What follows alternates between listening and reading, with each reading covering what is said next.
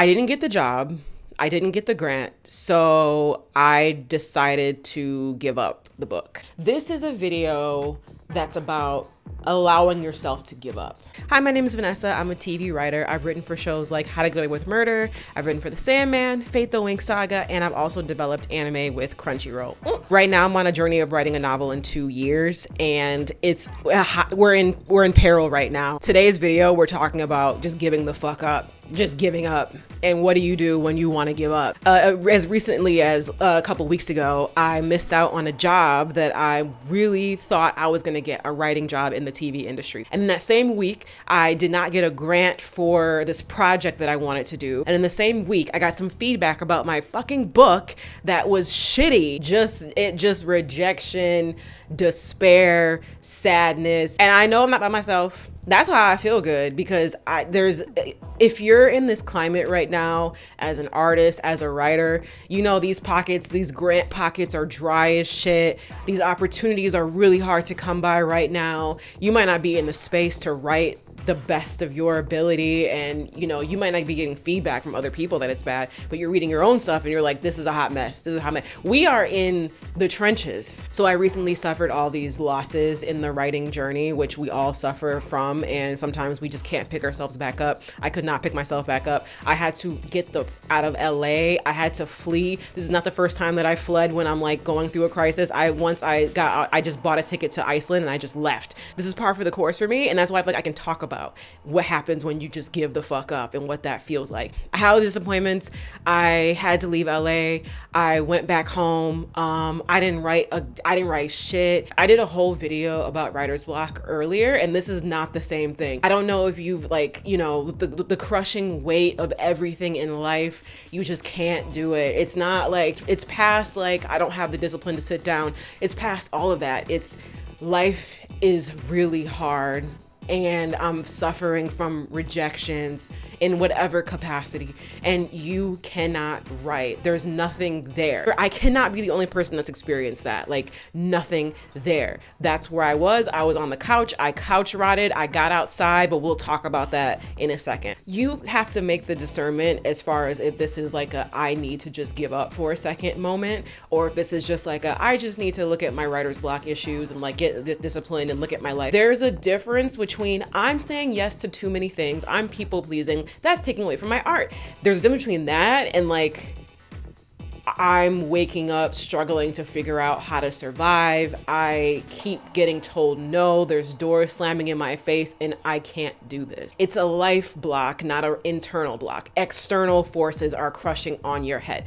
That's what this is. So outside of just the external forces of being alive under capitalism that makes it very difficult, we have a lot of pressures in our work. So when I was at home not writing, the thing that came to me was how much pressure I have on this book, and why in the face of all these rejections that actually really doesn't have anything to do with the book, but like why in the face of all these rejections this book is suffering. I realize it's really about the pressure that we put on our material. There's like a real internal pressure that we all have. If you don't got it, that's great. If it's your first novel, this is your debut novel, you want it to be good, you want it to be big, because if you put this out and it fucking sucks, everyone's gonna, what do they call it? First chance, second chances, or I don't know, whatever the fuck. But you want it to be good because your name is on it, and this is you expressing yourself to the world, and the world is evaluating you as a writer for your debut novel. If it's your second work, you're like, okay, well, can I follow up on my first work, or can I be better than my first work? There's so much internal pressure when it comes to our projects, particularly with writers, but I'm sure it applies to everybody. But there's so much pressure that comes along with our projects that are self-imposed and externally imposed, but we'll get into that. I believe that for a lot of writers, the reason we write because we love writing, and we have these worlds, and it's great and it's fantastic, and like, oh, the whatever, and it's like, oh my god, like art. Yes, I do believe that, but because we live in this capitalistic society, I truly think that a lot of us also are putting a lot of weight on our art. I'm not saying you want to be New York Times bestseller, but I feel like a lot of writers are looking at our work and being like, this could change my life. We're looking at the book talkers, like the people that are getting famous on Book Talk, and like the independent authors. Like you might not even be interested in like, this is going to change my life and I'm going to be famous, but looking at it like, oh, I might be able to make a living off of my art through my book. Maybe you have made a living off of your books and you're like, I need to continue because the money is drying up. There's so much pressure. And the only way that I was able to find that pressure out was because I had to give up my book. I had to allow myself to give up in order to take a bird's eye view and look at what the fuck is my problem. And I realized that this book for me represented a whole lot more than just me finishing my book. It suddenly became like a potential revenue stream. It suddenly became a potential like career like booster. I was imagining like, okay, like I'm gonna be signing books. And in the first video I've ever done in this series, I am in New York City and I'm just like, I'm gonna be like an author that shall not be named who created this giant series, and that's what I'm aiming for. I didn't see that was a problem because that's how we're taught to look at things. And maybe you're like, oh, I'm not trying to like get rich off of my book. Maybe that's not maybe your book or your novel or your writing or your poems is not a source of pressure for you. I've just experienced that with all the writers, the source of pressure could be the fact that you're suddenly going to have a thing out and that people are going to see it. And you're worried that people are going to judge you, that it's not going to be great. Like, it's cool to be writing and then people, oh, you're writing. And then you put that shit out and they're just like, what the fuck is it? So there's that pressure of performance. Can I perform the best of my day? Can I show the world that this is like me as an author? Can I outperform my second book? Can I keep this up? That is so much pressure on your work, and that goes above and beyond like writing the pages. That's like a weight on our books. For me, and I think a lot of authors, our novels are a potential source of freedom. You know what I mean? Like, a lot of writers do want to make a living off of their art and have people appreciate them for the hard work that they're doing, and appreciate us for what we're putting out and having people come into our world. But in addition to having people come into our world and experiencing our stories, a novel, a poem can be a source of freedom. Financial freedom. It could be freedom of like how you perceive yourself. It could be freedom of how other people perceive you. There's so much that we put on our books, and there's a reason why. Hyper-capitalism. A hyper-capitalistic society with its fundamental roots based in white supremacy seeps into everything. I was reading this article. Let me see if I can find out who. So this is an article called Confronting the White Supremacist / Hyper-Capitalistic Frenzy of Activism. It came out in 2019 and it's by Curtis Ogden. As I was thinking about this video, I just wanted to seep it in actual like socio-economic thinking. So this is what he says. Hyper-capitalistic pressure / white supremacy seeps into everything. So in that article, he basically talks about how you have this society that's capitalistic, that demands that people are not seen as people, but more as producers, what you can make workers, and you layer that or you mix that with a foundation of racism, racial dynamics, slavery, and you get what we have right now. So he mentions that under hyper-capitalism and white supremacy, there breeds this network or this feeling society of overwork and urgency. And if you know anything, and if you studied anything about like white supremacist tentpoles, you know that urgency is one of them. Capitalism categorizes humans as producers. You are only as good as what you can produce for someone else, because you need that ruling class that has the money, and everyone else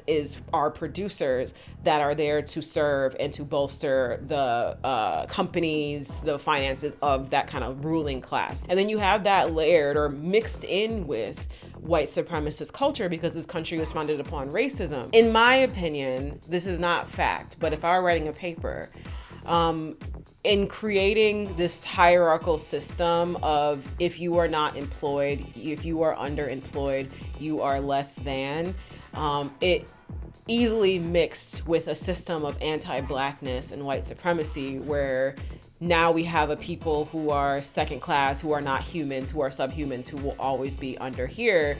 And now we also have a scapegoating class that if anything goes wrong in the majority population, you can always blame it on Black, Indigenous, Latinx people. Urgency and overwork becomes a tool of control in hyper-capitalistic societies, because if you are always worried about employment, if you know that if I don't have a job, I don't have health insurance, if I don't have a fucking job, like I could be unhoused, I could lose everything. If you don't have that, that creates a sense of like, I have to work and I have to create and I have to produce and I have to like do the thing, or I will like you know that saying, like everyone's a paycheck away from being homeless. Like that creates a frenzy in each and every one of us, whether you realize it or not.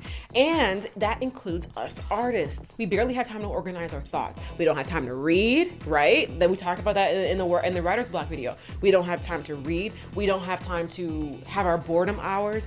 All we can think about is work, and then to get that out of your head, you're just like, I just want to scroll on that's the kind of society we live in now. You work, you produce, or you are not human. Sometimes people get into like art as a career just to be like, I don't want to work the 9 to 5.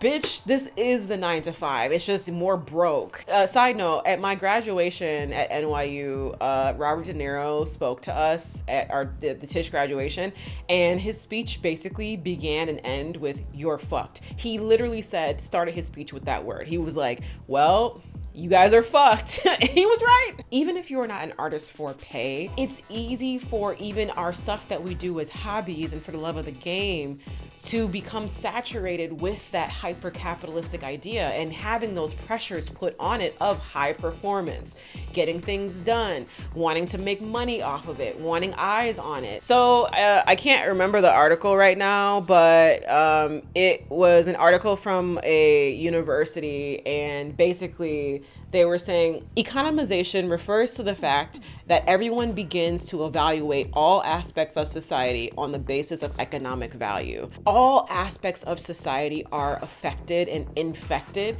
by hypercapitalism. The pressures that we put on ourselves for our novels come from, some of it is just like, you get nervous to share, like, whatever. But some of it, if we evaluate, comes from living in a hyper-capitalistic society. And that makes it fucking horrible to write. So then you put all that pressure onto your physical novel and your work. That is in addition to what hyper-capitalism has us doing on a day-to-day to survive. You know what I mean? Like, you're also dealing with work pressures or school pressures. Like, everything is supposed to be, you are a robot, you are working at 110%. But when it comes to you can't write anymore, and this is like, there's that boulder of pressure now on you, and all these rejections are slowly chipping away, and you can't write, or you just, it's not writer's block. It's painful for you to do that. Writing often shows us who we are as people. So there's that aspect of like, what about this is a reflection on me? How am I treating myself, and how is that impacting the work? But also external pressures of, we live in a hyper-capitalist society, and it's making us look at our hobbies like it's a product. It's making us look at our books like it's a product. So if things are going wrong, plus you're not getting what you want, plus you're getting rejected, of course it feels like I can't write anything. Of course you feel like you're backed into a corner and you need to step away. And you know what? Get the fuck out. Go away. Go. I swear to God, I'm not being sarcastic. And we've been told that like, it's supposed to feel like this. Like, as a writer, it's supposed to feel horrible. And real writers can fucking write, and real writers can like make it past the fact that they can't eat. You're supposed to be eating beans out of a can and like writing your novel. Fuck that. You don't have to string the lifeblood out of your body to create art. It's paid or not. Paid is a little different. Paid, that's showbiz, kids. But when it's like your own thing, we don't have to like drain our lifeblood. I'm giving you this advice as a professional writer. I've been a writer for 10 years. I just recently did this. Get the fuck out. Put that shit down. Put the notebook down. This is different than writer's block, a very small nuance to it. I can't tell you whether you're facing writer's block or whether or not like you need to like legitimately put this down. It's an internal feeling. It's an internal feeling, and I can't describe it. But when you know, it's crippling. It's like sometimes we're not right. You know, sometimes we're not doing well. We're not right. Sometimes mentally we're not there. That is not writer's block. Sometimes we are not right. It's just too much. Sometimes we're really not okay. And we have to remember we are not obligated to create art for anyone but ourselves.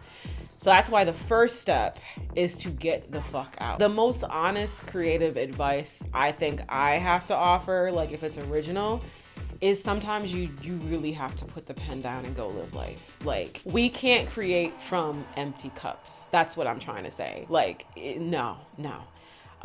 So back to my thing. So I left LA for just a little bit and I went back home and I didn't pick up anything. And I really had to do that because I had to feel like a human being again. It wasn't just the rejections and losing the job. All that stuff had weighed, the weight of living in this society weighed down on me, and I really wasn't doing well.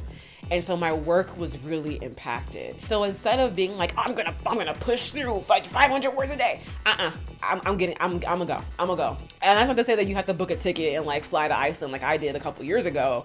But it is to say like putting down the laptop and going to go live life and taking care of yourself first and foremost is equally as important as a writer than getting your 500 words a day, you know, having your discipline. People in the creative industry might not phrase it like this, but I'm saying close your fucking laptop. I had to close my shit and I didn't give a fuck. We all have different ways that we can feel good and things that we need.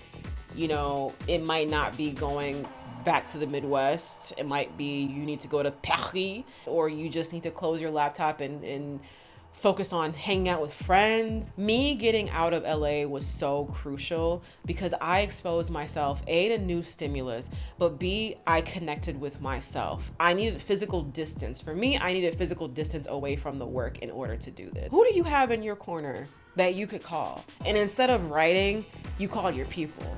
In this world, we need each other. And as artists, we need to have connection. I don't give a fuck if Edgar Allan Poe was up in the corner writing, you know, what the fuck he was writing. I mean, you know, he was having relationships with 14-year-olds. But whatever. We need to ground ourselves in what it means to be human, is what I'm saying. We need to go to the ocean and put our feet in the water. And if you're a praying person, pray. And that's not just like, just do it once. Sometimes we need to put our feet in the ocean every single day. Sometimes we need to take naps every single day. Sometimes we need to get involved politically and have that to work on every single month. Sometimes we need to look at the relationships that we've let slide a little bit and reconnect with people. That is equally, if not the most important thing to do with your art. I mentioned this before, in the writer's room, when you're working as a professional writer, you are only as good as what perspectives that you have to offer. And the only way to really get perspective is to live in the real world and form thoughts about the real world. So when we are at our lowest, there is no perspective there. Even if you're like, I'm gonna write the saddest of the sad, you sometimes need to step back away and make sure that you're okay as a person so you can then write the saddest of the sad. And I get it. There are so many authors that wrote through depression, but we're not all them. Like, the fuck? Like, I'm not. But I think for a lot of us, it is about stepping back and making sure that we're okay. And remembering that what we are writing about is life. And you cannot write about life if you are not experiencing life. So for example, I was driving with my mom and we were passing by this McDonald's, boycott, but we were passing by this McDonald's and these grown men were just out and they were just eating ice cream cones in the parking lot. And I don't know, that just struck me as the most whimsical fucking shit. But I had to be away from the laptop. That is something that I will put in my stories later on. But I wouldn't have that inspiration, or I wouldn't have had that moment. Like, it was so nice to just feel a spark of joy. Even though the stuff that I write, I'm writing a horror novel. Even though the stuff that I write is really a drag, thinking about incorporating that moment of community into my novel got me excited again. It's like, yeah, this is about to be the saddest piece of work that I will ever write, and I can't wait. But like, I needed to see that because that fueled me as a human. And what fuels you as a human is going to fuel your art. And when you're under the dredges of this hyper-capitalistic society, sometimes we are out of fuel. And so our art will feel that. And so we're trying to write from empty cups. We're trying to write from dredges of nothing. And sometimes we have to go and fill our cup. We have to understand what it feels like to be alive and human again. And it's in that moment of understanding what it's like to be human and like what matters to me that I connected with other people and I got context to my own problems. I was able to understand the pressure that I was putting on my work. You know, after I saw the McDonald's thing and after I was excited again, I was like, wow, actually, this novel for me was becoming a way to escape what feels like a crumbling industry. And that is unfair to put on current me. That is unfair to put on this novel. That is unfair to put on to future me. And thus the reason why I was struggling to create. In addition to all the mounting pressure, I was putting this hyper-capitalistic pressure on my own work. But I wouldn't be able to see that if I had stepped away from, I mean, you know, you can't step away from capitalism, but just stepping back from the work rush. I think it's really important for us as writers to be okay with like, we need to go survive a little bit. Sometimes writing is a place for you to survive, sure. But if you don't have a space to survive, then you're not really gonna have a space to create. And you might be like, well, writing helps me, like, and that's great. My point that I'm trying to make in this video is just trying to say that it does not make you any less of a writer. It does not make you a failure as a writer to be like, you know what? I had this goal of finishing this novel in 2 years, but right now I gotta focus on survival. I need to adjust that timeline and I need to focus on survival. And I can't write. There is nothing wrong with that. And in fact, that is I'm not gonna say revolutionary, but that is in the world of how everything needs to be monetized. It's a good way to start retraining your brain into more radicalized anti-capitalist thinking. I fled to Iceland once.